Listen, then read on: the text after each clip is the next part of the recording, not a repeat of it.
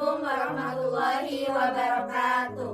Kami dari kelompok 2 kelas BC Statistik Sosial akan mempresentasikan tentang estimasi dan uji hipotesis.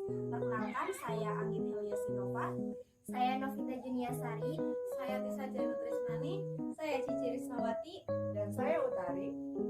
Berikut presentasi dari kelompok kami. Pokok pembahasan dalam video ini terdiri dari 2 subbab. Yang pertama, estimasi parameter, dan yang kedua, uji hipotesis. Mari kita bahas satu persatu. Subbab yang pertama yaitu estimasi parameter. Estimasi merupakan suatu langkah untuk melakukan pendugaan terhadap parameter populasi yang belum diketahui dengan memakai data statistik yang ada di tingkat sampel. Parameter sendiri merupakan ukuran untuk mengukur suatu keadaan secara relatif. Dalam statistik dikenal ada 2 jenis estimasi, yaitu estimasi titik dan estimasi interval. Nah, kita coba bahas satu persatu mengenai jenis estimasi tersebut. Estimasi titik merupakan suatu nilai tunggal yang dihitung berdasarkan pengukuran sampel yang akan dipakai untuk menduga nilai tunggal yang ada di tingkat populasi yang belum kita ketahui. Kita bisa memakai nilai rata-rata, standar deviasi, maupun variance karena cara pembentukan rata-rata sampel dari sejumlah sampel sama dengan cara pembentukan rata-rata populasi. Berikut rumus estimasi populasi.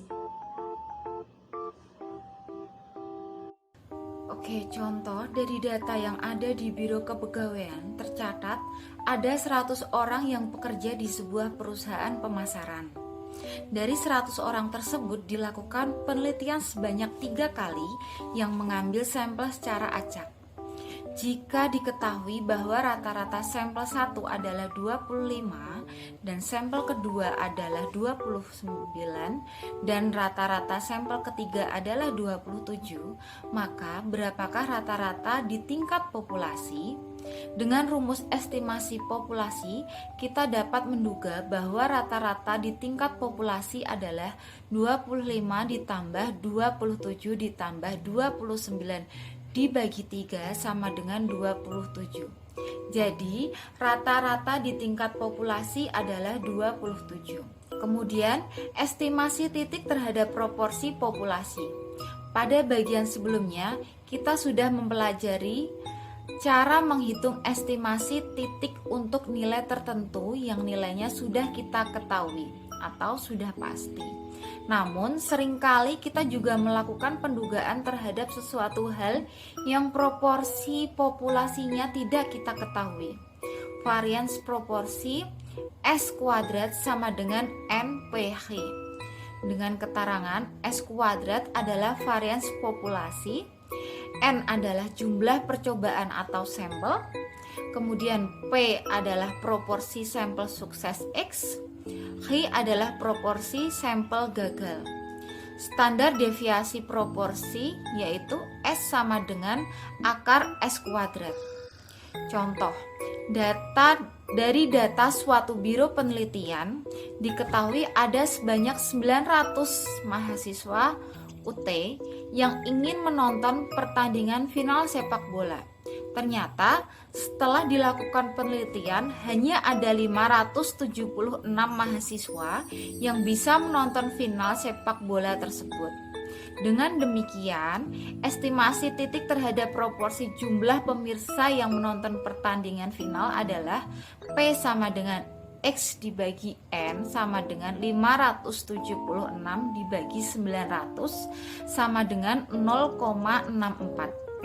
H sama dengan 1 min P sama dengan 1 min 0,64 sama dengan 0,36. Estimasi terhadap varians standar deviasi proporsi adalah S kuadrat sama dengan NPH sama dengan 900 0,64 0,36 sama dengan 207,36.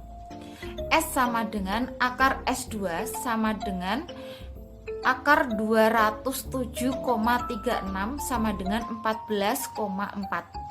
Estimasi interval adalah suatu estimasi terhadap parameter populasi dengan memakai range atau interval nilai. Berbeda dengan estimasi titik yang hasilnya merupakan suatu angka mutlak atau angka pasti, maka estimasi interval merupakan sekumpulan angka yang kita duga salah satunya adalah nilai yang kita cari. Dengan demikian, sesungguhnya estimasi titik merupakan hasil pendugaan yang lebih akurat. Pertanyaan sekarang adalah, mengapa kita melakukan estimasi interval? Jawabannya adalah apabila kita melakukan estimasi interval, maka hasil pendugaan kita akan lebih objektif. Kita juga dapat menyatakan berapa besar tingkat kepercayaan kita bahwa interval yang terbentuk memang mengandung nilai parameter yang kita duga. Saya akan menjelaskan tentang penetapan besaran sampel. Nah, dalam hal besaran sampel yang ideal memang masih diperdebatkan oleh beberapa ahli sosial.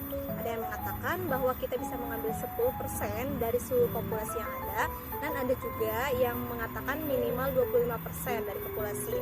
Nah, terlepas dari perdebatan para ahli sosial tersebut, setidaknya kita dapat mempertimbangkan untuk menentukan besaran sampel dengan mengingat bahwa semakin besar sampel atau semakin jumlah sampel mendekati jumlah populasi, maka penelitian kita akan semakin akurat. Nah, selanjutnya ada uji hipotesis. Pengertian uji hipotesis sendiri adalah jawaban teoritis atas permasalahan yang dihadapi peneliti. Setelah kita membuat hipotesis, kita melakukan pengumpulan data empiris, dan setelah data empiris terkumpul, maka kita akan membuat suatu keputusan dengan kemungkinan mempertahankan hipotesis atau merevisi hipotesis. Nah, uji hipotesis lebih ditunjukkan untuk membuat suatu pertimbangan tentang perbedaan antara nilai statistik sampel dan nilai parameter populasi. Dengan adanya perbedaan nilai tersebut, maka dalam pengujian hipotesis kita akan diperkenalkan dengan suatu hipotesis yang disebut dengan hipotesis nul atau HO dan hipotesis alternatif atau HA. Oke, selanjutnya saya akan menjelaskan materi mengenai elemen uji hipotesis. Yang pertama, merumuskan hipotesis nul dan hipotesis alternatif. Ada beberapa hal yang perlu diingat dalam menyusun H0. Yang pertama, H0 merupakan hipotesis yang akan diuji keberlakuannya. Yang kedua, hipotesis ini selalu mengandung data yang ada di tingkat populasi. Yang ketiga, H0 selalu menggunakan notasi sama dengan. Demikian pula dalam menyusun HA, beberapa hal perlu diperhatikan.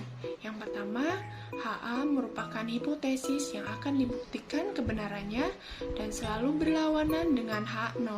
Kedua, hipotesis ini selalu mengandung data yang ada di tingkat sampel. Yang ketiga, HA selalu menggunakan notasi tidak sama atau ketidaksamaan apabila data di sampel tidak diketahui. Kemudian kurang apabila data di sampel diketahui lebih kecil dibandingkan data populasi, serta lebih apabila data di sampel diketahui lebih besar dibandingkan data di populasi. Yang kedua, memilih uji statistik yang sesuai. Ada banyak rumus-rumus yang bisa dipakai untuk melakukan uji hipotesis. Kita tidak bisa sembarangan memilih rumus. Memilih rumus mana yang akan kita pakai. Ada beberapa kriteria yang harus dipertimbangkan. Sebelumnya, kita lihat terlebih dahulu beberapa faktor yang mempengaruhi dalam pemilihan tes statistik. Antara lain tingkat pengukuran. Dalam hal ini, kita bicara mengenai skala dari variabel penelitian, jumlah sampel, serta tidak adanya variabel independen dan variabel independen. Oke, ini adalah beberapa uji statistik yang bisa kita gunakan dan bersumber dari George Archius halaman 143. Pada tabel 6.3 yaitu mengenai uji statistik untuk satu sampel, jika skalanya nominal atau ordinal bisa menggunakan TZ untuk proporsi binomial atau chi-square atau rantes. Jika skalanya interval atau rasio, bisa menggunakan TZ untuk rata-rata bila standar deviasi populasi diketahui, dan TZ untuk TT untuk rata-rata bila standar deviasi populasi tidak diketahui. Kemudian pada tabel 6.4 mengenai uji statistik dua sampel independen, jika skalanya nominal bisa menggunakan chi-square untuk independen, TZ untuk populasi binominal. Jika skalanya ordinal, bisa menggunakan Wilcoxon dan Mancz-Whitney. Jika skalanya interval atau rasio, bisa menggunakan tes T. Kemudian pada tabel 6.5 mengenai uji statistik lebih dari dua sampel independen, jika skalanya nominal, kita bisa menggunakan chi-square untuk independen. Jika skalanya ordinal, bisa menggunakan Kruskal-Wallis. Jika skalanya interval atau rasio, bisa menggunakan analisis Finances. Kemudian pada tabel 6.6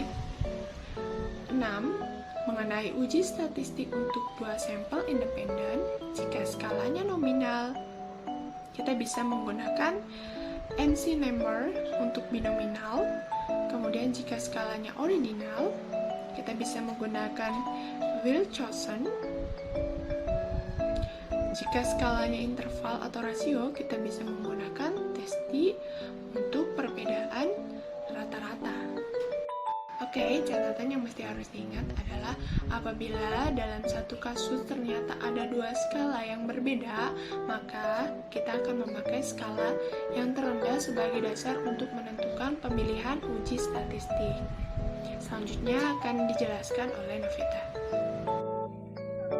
Di sini saya akan menjelaskan tentang elemen uji hipotesis yang ketiga, yaitu menentukan taraf signifikasi atau alfa. Alfa atau daerah penolakan terhadap hipotesis nol, tingkat signifikasi yang umum digunakan dalam ilmu sosial, yaitu 0,01, 0,05, serta 0,1. Bahkan ada kesepakatan bahwa jika peneliti tidak memberitahukan kepada umum tingkat signifikasi yang digunakan, maka kita dibenarkan apabila menetapkan bahwa tingkat signifikasi yang digunakan adalah 0,05. Besar kecilnya tingkat signifikasi yang diberikan memberi pengaruh besar serta pengaruh kecil kemungkinan kita menolak H0. Semakin besar tingkat signifikasi yang diberikan, semakin besar pula kemungkinan kita untuk menolak H0.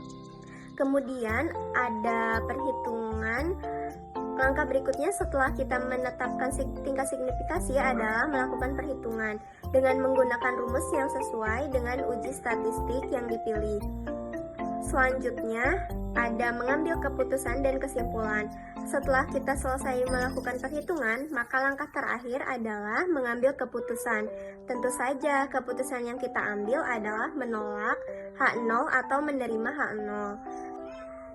Menentukan tingkat signifikasi. Penentuan besar kecilnya alfa yang akan kita berikan terkait erat dengan kesalahan-kesalahan yang mungkin terjadi pada saat pengambilan keputusan. Ada dua kesalahan yang bisa terjadi, yaitu kita menolak H0 padahal hal itu benar, dan kesalahan kedua adalah kita menerima H0 padahal hal itu salah.